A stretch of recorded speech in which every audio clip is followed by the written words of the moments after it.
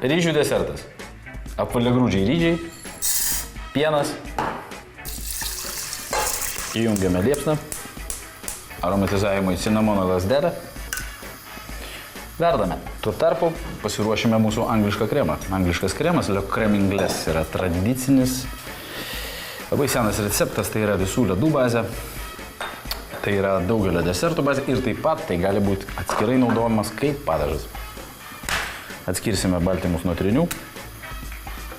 Šiam kremui pagaminti, šiam receptui reikės trinių, cukraus ir pieno. Trinius išsuksime su cukrum.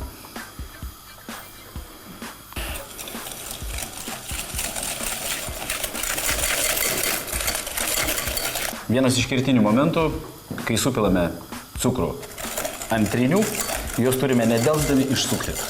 Priešingų atveju įvyks cheminė reakcija ir jūsų triniai sukietės ir bus nebetinkami naudojami. Kitam puode užsiverdame pieną. Verdame pieną, verdame ryžius, ryžius verdame neuždengę, kai užvirs, sumažiname ugnį, stebime, kad nepradėtų veržtis per kraštus.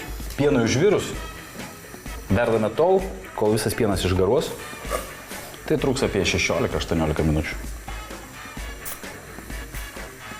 Stebime, kad pienas skirtas angliškam kremui neužvirtų ir neišbėgtų. Tai yra, kai pasieksim užvirimo ribą, pilame į trinių ir cukraus mišinį. Ir mes pilame į trinių ir cukraus mišinį. Pradžiai pusę, gerai išmaišome ir tada supilame kitą pusę.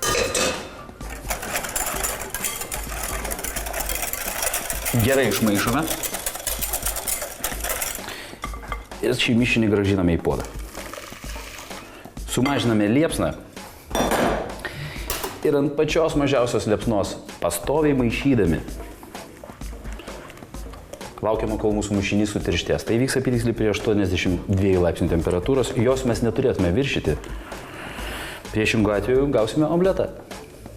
Jeigu turite termometrą, tai yra kiekvieno gero virėjo, juo labiau ne tik profesionalo, bet ir mėgėjo instrumentas virtuvėje, mes naudojame jį, merkiame ir maišome kaitindami iki 82 laipsnių. Pasiekus 82 laipsnius, iškart nukeliame nuo liepsnos. Nepamirštame ir mūsų ryžių. Juos laiks nuo laiko pamaišome, kad jie nepriliptų prie dugno. Gaminant šį patiekalą svarbiausia yra dėmesys ir kantrybė. Nereikia didinti liepsnos tam, kad pasiektume greitai šį rezultatą.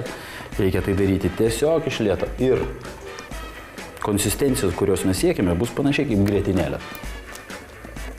Taigi, jeigu mūsų kameramenas paimtų šį puodą iš arčiau, mes pamatytumėm, kad mes po truputėlį artėjam prie mums reikalingos konsistencijos. Tai yra tirštėjam, tirštėjam, tirštėjam. Čia yra svarbiausia dalykas. Svarbiausia neperkaitinti ir nepagaminti omletą. Matau, kad konsistencija jau pasiekta. Kaip ir minėjau, tai yra grietinėlės konsistencija. Vėsdamas, šis kremas dar sutirštės. Na, o ryžius puode mes maišome. Maišome kaip rizoto tam, kad jie neprisviltų. Mūsų tikslas yra išgarinti visą pieną, kad ryžiai išvirtų. Ir tuomet mes juos sumaišysim su anglišku kremu. Ryžius verdame apie pusę valandos. Ryžiai turi būti minkšti ir stipriai suvirę. Todėl, jei jums trūksta skysčio, tiesiog įpilkite dar. Ryžiai jau išvirė. Mes nenaudojame grietinėlės, naudojame anglišką kremą, todėl šis patiekalas nebus labai kaloringas. Aišku, triniai turi cholesterolio, bet jau gyvename vieną kartą. Ir kartais galime sau leisti mažus, nedidelius malonumus. Išimame ir išmetame cinamoną ir įmaišome į ryžius anglišką kremą. Išmaišome. Taip pat naudosiu cukatus, tai yra cukruotus vaisius, kuriuos prieš tai supjaučiau mažais kubeliais ir užpyliau romu. Ir palaikiau apie 1 valandą.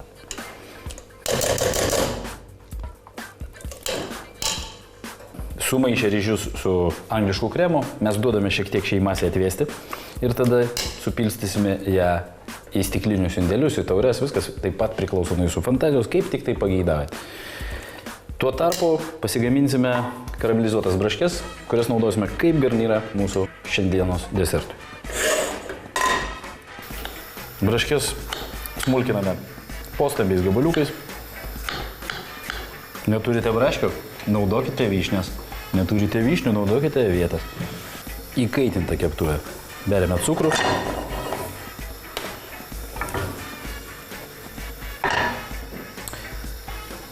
Laukiame, kol cukrus išsilydys ir kai jis pradės jau lydytis ir pasidarys skaidrus, sudedame braškes.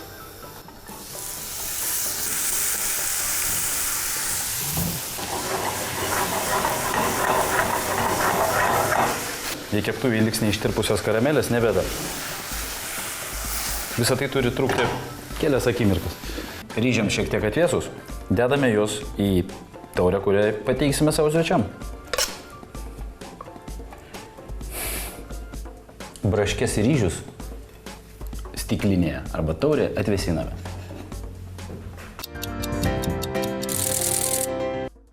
Prieš pažvelgdami į trečiojo Liutauro Čepracko patiekalo rezultatą, mes reziumuokime tai, ką šiandieną išgirdome laidoje.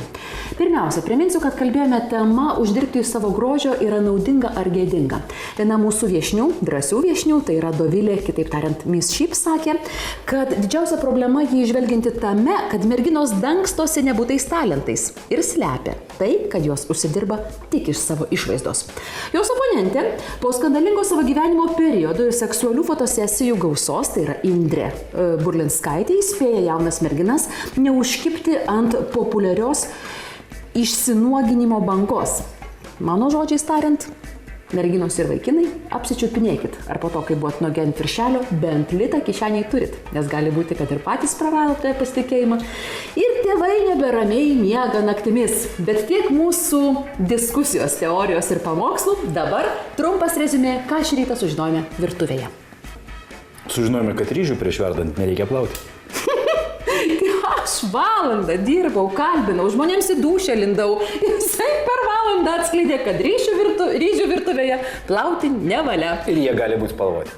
Ir aš sutinku, nieks nežino, kuri informacija yra vertingesnė. Dabar netrukus tavo trečiasis patiekalas, leiskite prieš tai priminti, kad visus Liutauro Čepracko patiekalus, kuriuos matote mūsų laidoje su visom paslaptim, subtilybėm, gramais ir niuansais, jūs galite sužinoti BTV Facebook puslapyje. Ten pat galite pateikti Liutaurui klausimus. Ir jau kitą savaitę, dar kitą, mes pasistengsim. Jis pasistengs į juos atsakyti. Aš tikrai nedrįsčiau. Ir dar noriu tavęs paklausti. Šiuo metu yra labai įvairių ryžių. Jasmine, Basmati, James Bond ir kitokie. Atsirado daug ryžių, seniau turėjom tiesiog ryžius. Kuo jie skiriasi, kaip juos atpažinti, ką su jais veikti.